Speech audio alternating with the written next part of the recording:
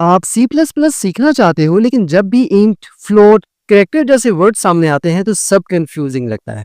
Relax, आज मैं आपको वेरिएबल्स, डेटा टाइप्स और कॉन्स्टेंट्स सिंपल एग्जांपल्स के साथ समझाऊंगा, और वो भी बिना किसी बोरिंग थ्योरी के। तो सबसे पहले बात करते हैं वेरिएबल्स की। वेरिएबल एक कंटेनर होता है। जैसे किचन में आप एक डब्बा यूज करते हो चीनी या नमक रखने के लिए, वैसे ही प्रोग्रामिंग में वेरिएबल एक डब्बा है जिसमें डेटा स्टोर होता है।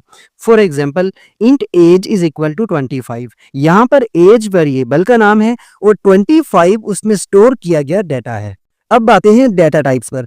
हर वेरिएबल का एक टाइप होता है, मतलब उसमें किस टाइप का डेटा स्टोर किया जाएगा। सबसे पहले बात करते हैं इंट की। ये सिर्फ सिंपल नंबर्स को स्टोर करता है जिसमें कोई पॉइंट या डेसिमल ना हो, जैसे 10, -5, 99। इसको एक एग्जांपल से समझे तो int score is equal to 100। यहाँ पर स्कोर की वैल्यू 100 है, यानी कि इसमें कोई पॉइंट या डेसिमल नहीं है। अब बात करते हैं फ्लोट की। ये पॉइंट वाले नंबर्स रखता है, जैसे 3.14 और 2.5 एटसेट्रा। यहाँ पर पाई की वैल्यू है 3.14 और 3.14 में चूंकि पॉइंट आ गया यानी कि डेसिमल आ गया, तो इसकी डेटा टाइप होगी फ्लोट। अब बात करते हैं कैरेक्टर्स की। ये सिर्फ एक लेटर स्टोर करता है, वो भी कोड्स के अंदर। जैसा कि character grade is equal to A, यहाँ पर हम देख सकते हैं कि ए सिंगल कोट्स के अंदर लिखा गया है। और मल्टीपल कैरेक्टर्स के लिए स्ट्रिंग भी यूज किया जाता है, लेकिन वो एक अलग टॉपिक है और हम आने वाली अगली रील्स में कवर करेंगे।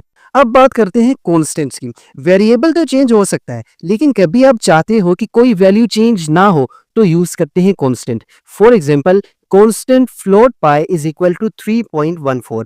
यहाँ पर चूंकि हमने कांस्टेंट लगा दिया तो अब पाई की वैल्यू 3.14 से चेंज नहीं हो सकती, ये वैल्यू फिक्स्ड है।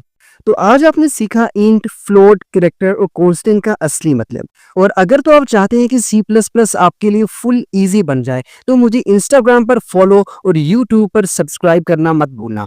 और अगली रील में हम बात करेंगे इनपुट, आउटपुट और Cin का मैजिक, जहां हम यूजर से डेटा लेना सीखेंगे। तो मिलते हैं नेक्स्ट वीडियो में, तब तक हैप्पी कोडिंग। आपका प्रोग्राम यूजर से क्वेश्चन कैसे पूछता है और कैसे उसका जवाब स्क्रीन पर दिखता है।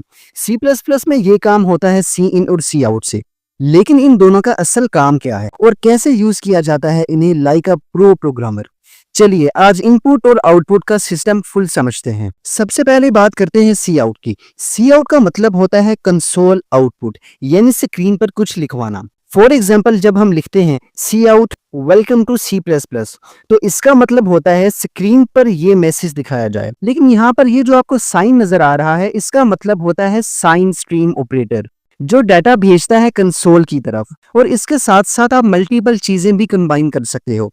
फॉर एग्जाम्पल, आपने लिखा int age is equal to 20, Cout लिखने के बाद डबल कोट्स में लिखा your age is then age. यहाँ पर ये जो हमने डबल कोट्स में लिखा ये तो एज इट इज प्रिंट होगा, लेकिन ये जो एज हमने डबल कोट्स के बगैर लिखी है, इसकी जगह एज की वैल्यू आ जाएगी जो हम पीछे असाइन कर चुके हैं, और वो है 20। और इसका आउटपुट आएगा your age is 20। Simple, fast और प्रोफेशनल।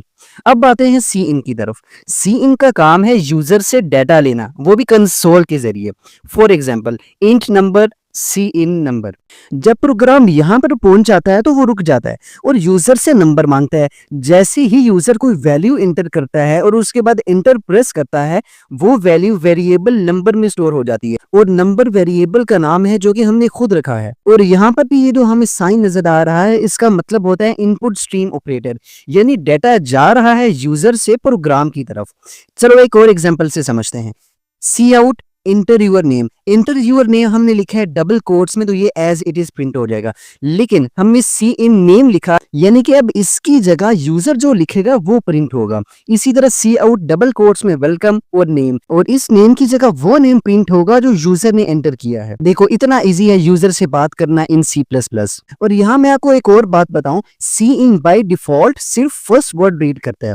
अगर आप स्पेस वाला इनपुट लेना चाहते हैं, जैसे फुल नेम लिखना चाहते हैं, तो हमें गेट लाइन यूज करना पड़ेगा, और नेम के लिए गेट लाइन Cin नेम लिखना होगा। इसी तरह एड्रेस के लिए नेम की जगह हम एड्रेस लिख देंगे। और इनपुट लेने से पहले Cout जरूर लिखना चाहिए, वरना यूजर को पता ही नहीं चलेगा कि प्रोग्राम क्या मांग रहा है। और इसके साथ साथ आउटपुट क्लियर और फ्रेंडली रखना चाहिए ताकि यूजर कंफ्यूज ना हो। तो आज हमने सीखा सी इन और सी आउट का स्मार्ट तरीका। इन दोनों टूल से आप इंटरैक्टिव प्रोग्राम्स बना सकते हैं जो यूजर से बात करते हैं। और अगर आप चाहते हैं कि मैं और भी प्रो लेवल टिप्स शेयर करता रहूं तो मुझे इंस्टाग्राम पर फॉलो और यूट्यूब पर सब्सक्राइब करना मत भूलना। और अगली रील में हम डिस्कस करेंगे ऑपरेटर्स इन C++ को। तो मिलते हैं नेक्स्ट वीडियो में, तब तक के लिए हैप्पी कोडिंग।